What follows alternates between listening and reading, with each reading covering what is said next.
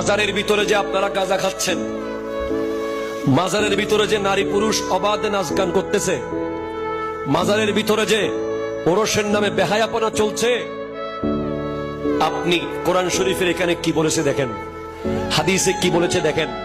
3 দিনের আলটিমেটাম দিলাম, 3 দিনের মধ্যে এই কাজ বন্ধ না করলে আমরা পরবর্তীতে প্রশাসন নিয়ে আসব।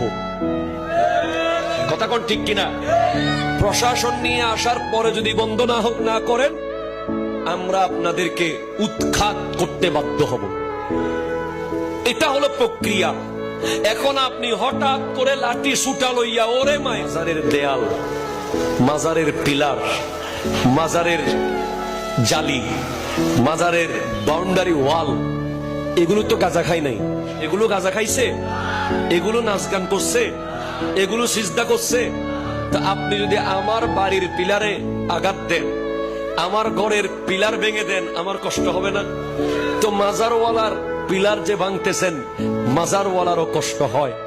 হ্যাঁ, এখন আপনি বলবেন যে মাজার কবর উঁচু করলে ভেঙে দিতে বলছে।